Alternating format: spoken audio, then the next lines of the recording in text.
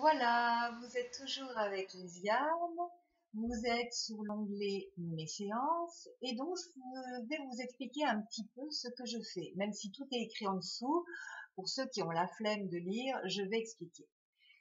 Nous avons tous des traumatismes inconscients qui viennent se réveiller quand il y a une hyper-réactivité dans notre vie. Qu'est-ce qu'on entend par hyper-réactivité? C'est lorsque tout d'un coup quelqu'un dit une parole et que ça tourne en boucle dans notre tête pendant des heures, voire des jours. Bon, ça, c'est la même chose. Ça, c'est une hyper-réactivité.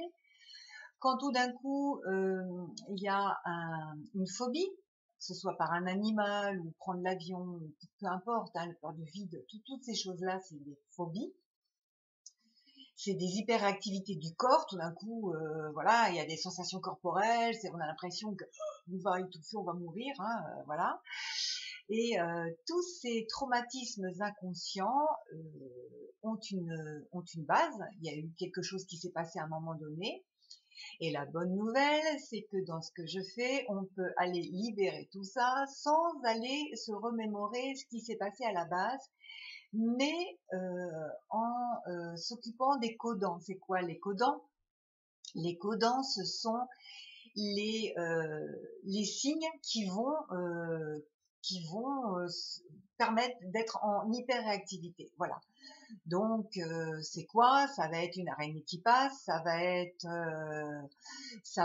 le vide, ça va être peu importe ce que c'est, hein, parfois c'est des choses un peu bizarres, mais il y a cet élément déclencheur qui fait que ça va taper exactement là où ça fait mal. Donc, dans mes séances, on va aller voir ce qui se passe. Tout d'abord, on va aller dans le cerveau reptilien parce que lui, il contrôle le physique.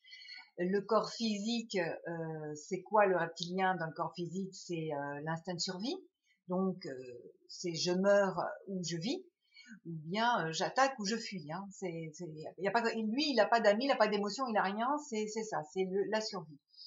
Et très souvent, comme c'est un traumatisme où on a eu peur justement de perdre vie parce que c'était très violent, très fort à la base, hein, même si on s'en souvient plus, eh bien, le corps, lui, va réagir avec toutes les mémoires qu'il a mis dans les cellules dès qu'il y a un codant, comme j'appelle, hein, dès qu'il y a quelque chose qui vient taper, c'est en train de dire ouf, attention, danger, danger, danger, danger dans le reptilien. Et là, hop, le corps se ferme pour se protéger avec des tas de sensations.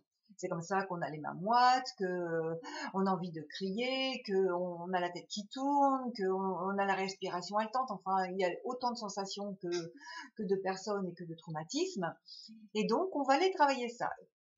Alors, quand je dis on va les travailler, moi j'accompagne. En fait, c'est les gens qui retournent dans leurs sensations et qui expriment avec leurs mots, avec ce qu'ils ressentent. Ils disent voilà, voilà, je ressens ça, je ressens ça, je ressens ça. Et moi, je les fais parler et jusqu'au moment où il n'y a plus rien. La personne ne ressent plus rien physiquement. Ça s'est calmé, ça s'est atténué. Donc, on va aller revérifier en essayant de se remettre dans le contexte. Et là, il n'y a plus rien. Une fois que ça s'est libéré, que le reptilien a lâché cette idée qu'on est en train de mourir et qu'il voit qu'il est encore en vie malgré le traumatisme, on va pouvoir aller plus loin et voir au niveau limbique, s'il y a besoin, s'il reste des petites sensations émotionnelles.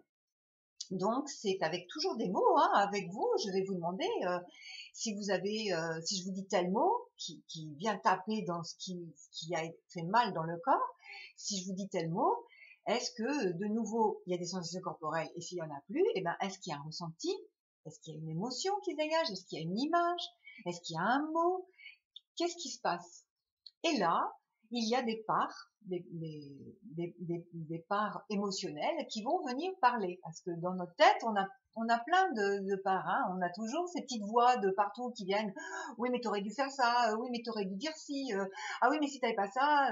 Oui, mais moi j'ai peur que si. Enfin, voilà. Donc, on va parler à toutes ces petites parts qui sont en train de s'exprimer. Et notamment une qui est beaucoup plus violente par rapport à la problématique, qui là dit, moi je veux parler parce que très souvent, c'est une part qui s'est tue depuis l'enfance parce qu'elle a eu très peur. Elle n'a pas osé parler, n'a pas osé s'exprimer à l'époque où il y a eu le traumatisme. Et là, comme on est en train de travailler dessus, tout d'un coup, cette part-là va se dire, waouh, je peux enfin m'exprimer. Donc, elle va ressortir, soit par une image, soit par une sensation, une couleur, une odeur, un goût, peu importe, mais ça va se traduire comme ça.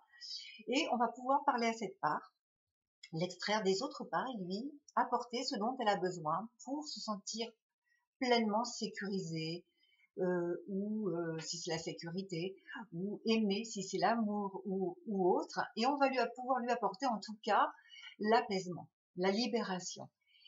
Et comme dans le cerveau, tous les gens qui travaillent avec le cerveau vous l'exprimeront, il n'y a ni d'espace ni de temps. On le voit bien hein, quand on va au cinéma ou quand on lit un livre, on sait très bien que c'est pas nous, mais malgré tout, les émotions sont là. On est en colère, on pleure, on rit, comme si c'était notre vie. Parce que le cerveau ne fait pas de différence entre le virtuel, l'imaginaire et la réalité. Lui, il prend tout pour argent comptant. Il est là dans tout son état émotionnel et il le fait exprimer.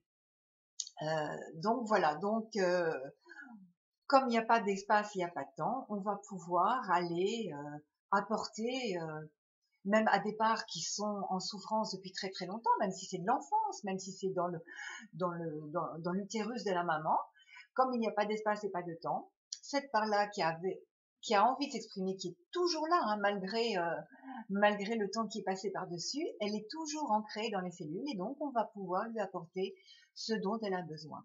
Et c'est très, très, très, très fort. Il y a qu'à lire les témoignages sur ma page, sur mon onglet témoignages, vous verrez, hein, j'ai rien trafiqué. C'est vraiment les personnes expriment ce qu'elles ont ressenti. Et, c'est très, très, très fort. Vraiment, là, les parts vont s'exprimer et vont libérer plein de choses. Et ensuite, je vais aller au niveau supérieur, au néocortex, pour expliquer tout ce qui s'est passé. Parce que lui, en tout cas, il s'est construit sur un noyau central qui était la problématique en question, la souffrance en question. Et là, tout d'un coup, on lui enlève tout. Donc là, il y a fort à parier qu'il va tourner en boucle autour d'un vide et ça va être la panique à bord. Donc, on va expliquer, je vais exprimer, je vais expliquer. Pour le coup, là, cette fois-ci, c'est moi qui vais parler en fin de séance en disant voilà ce qui s'est passé pendant cette séance, pourquoi c'était comme ça, qu'est-ce qui va se passer maintenant. Et je vous assure qu'à la fin des séances, tout le monde a le même mot, je suis vidé. Bah oui, parce qu'on s'est libéré, on s'est vidé de ce qui n'allait pas et du coup, on est complètement épuisé. Donc, si vous venez me voir pour des séances, surtout, ne prévoyez rien le soir, ne prévoyez même pas de longues routes en voiture, essayez de venir me voir par transport parce que vous allez être vraiment vidé. Je fais en règle générale une petite séance, je vous allonge et je fais une petite séance énergétique parce que comme la nature a horreur du vide, on vient de vider quelque chose et ça, vous risquez de tourner en boucle ou de vous remplir de choses parce que vous comprenez pas. Donc moi je rééquilibre, donc au niveau énergétique je vous rééquilibre et comme ça vous pouvez ressortir serein. Si vous êtes vraiment complètement vidé, même il y a peut-être un peu de dynamisme qui va revenir grâce à cette séance énergétique.